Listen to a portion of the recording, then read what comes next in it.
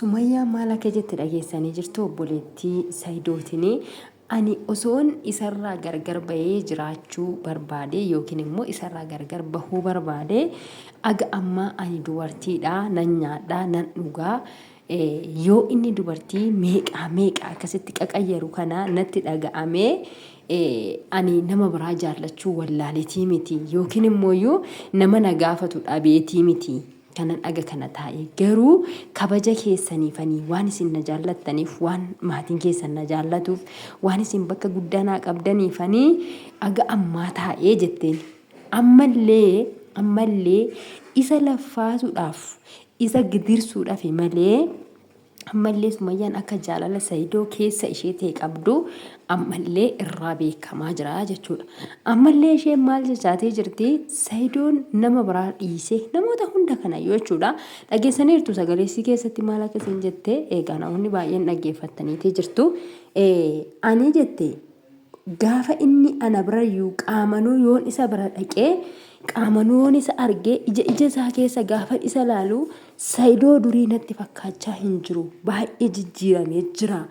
Saayidoo dhumayyuu natti fakkaachati hin jiru baay'ee jijjiirameeti jira inni amalli isaa jijjiiramee jira ilaalchi isaa jijjiirameeti jira gaafa ija isaa keessa laalu isumayyuu natti fakkaataa hin jiru. Garuu isheen ammayyuu eegaa jirti ammayyuu ija jaalalaatiin isa ilaalaa jirti jechuudha.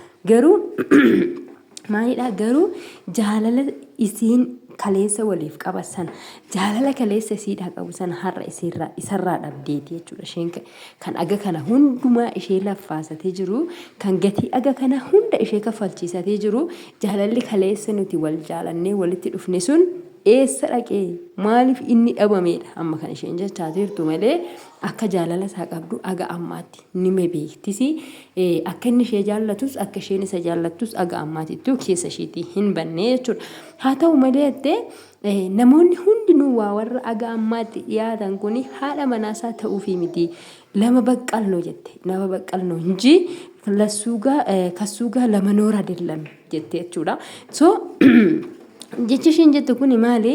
Isaanii isarratti fayyadamanii maallaqa isaatiin jiraachuu barbaadu malee isarratti fayyadamuu barbaadu malee haadha manaasaa ta'anii yookiin immoo jireenya isaa boruutiif isaaf ta'uudhaaf miti. Maallaqa isaatiif yookiin immoo waan tokko isarraa fayyadamanii deemuudhaaf isa barbaadaa jiru. Akkuma kana dura ayyuun gootee isaanis kanaafidha kan isaan deemaa jiran malee jireenya boruu isa faana jiraachuudhaaf miti jette. Odoommoo kun hundinuu hafee ani isa faana jiraachuudhaaf shakkii takkayyuu hin qabu isa faana naan jiraadhadha kan isheen jechaatee jirtu. So kana hundumaa balleessa kan qabu eenyudha? Saayidoodha jechuudha. Saayidoodha balleessa hundumaa kana hundumaa kan qabu Saayidoodha. Saayidoonni hunda jaraa dhiisee isheetti deebi'uudha jechuudha. Akka argitanitti obboleettii isaa faana akkatti isaan kun wal hammatanii adda ishee keessa dhungatte Sumayyaan jechuudha. Maaliifin ulataa guddaa isheedhaa oltes dhugaa qabdi. Osoo obboleessa ishee faana ishee wal loltee jirtu osoo obboleessa ishee faana miidhama guddaa isarraan ga'uudha osoo deemaa jiranuu namtichi sun argitanii jirtu gaa. Silaa inni Saayidoo waraanuudhaaf kan inni ka'eedha.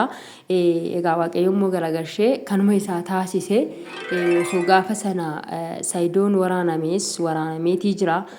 Haa ta'u malee immoo Saayidoon gaa harkas hin kennanne jabaadhas nama ufgatee deemus miti garuu waanuma isaaf qophaa'etu namicha sanaaf ta'e. Haa ta'u malee immoo amma egaa kun hundinuuyyuu ta'ee osoo jiru osoo argaatii jirtu maal jettee suruma isaayyuu obboleettiin isaa jechuudha. Gaafa ishiin viidiyoo garaagaraa gaafan argu boo'atiin viidiyoo keessan dhaggeeffadha.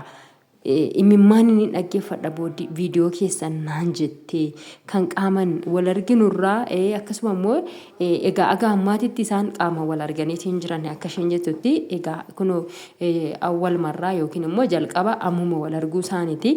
Kun hundinuu ta'ee egaa viidiyoodhaan walitti haasofna akkuma innaa yuutuubii irraatti jechuu danda'ama.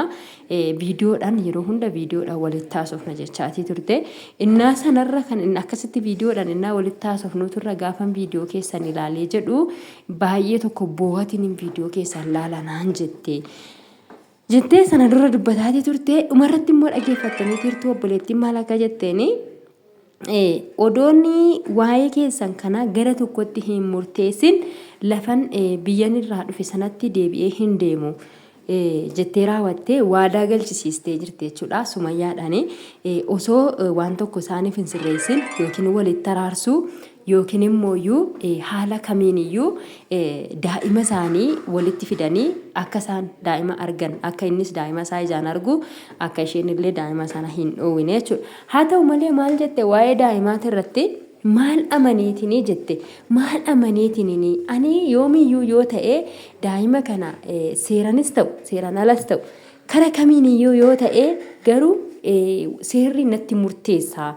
Daa'ima kana itti argisiisuun kan koo daa'imti kun yeroo barbaadanitti isa bira dhaqanii isa wajjin jiraachuun dirqama isaaniiti dirqama kooti daa'ima kana dhoorkuu hin danda'u seerris na ajaja kana kan hundinuu ta'eeyyuu immoo eenyu amanee tananii inni bira hin oolu jara kana warra dubartootaa kana kamiishii amanee tananii kanan daa'ima koo gara isaatti akka isaan dhaqan akka isaan isaatti siqan taasisu akkamitti.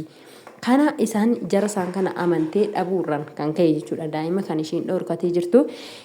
Egaa waa baay'ee dubbatte garuu keessi ishii akka gaabbatee jiru keessi ishii akka Saayidoo faana walitti deebi'uudhaaf yookiin immoo Saayidoo faana jiraachuudhaaf barbaadaa jiru akkanumattuu irraa mul'ataatee jira jechuudha haasadhuma ishee irratti.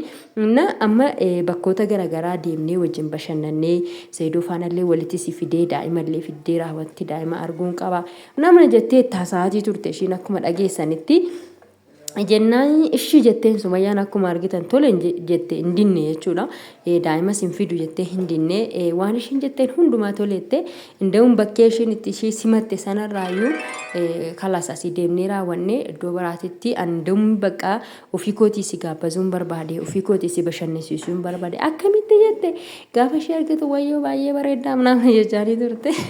Egaa takkaa wal arganiitii hin jiranii wal marraa qaaman wal arguudha viidiyoodhaan malee. Viidiyoon hin beektu gaa tokko hin bareessaa tokko hin buseessaa kaameraan kun hin beekna qaamaan hundumti keenyaa waan irraa beeknu waan ta'eef. Egaa baay'ee bareeddattiin ishee jajaatii turte kun hundinuu ta'ee akkamitti bakka ati akkasitti qopheessitee na eeguu keetiif jettee baay'ee tokkotti gammadde akkuma argitanitti. Egaa akkanatti fakkaatutti amma obboleettiin Saayidoo fi ishee walitti fiddee rakkina jiru hundumaayyuu akka gaafachuudha deemtu. Kana booda immoo viidiyoon kana booda dhufu maali kan jedhu egaa hunduma keenyaafuu gaafidha.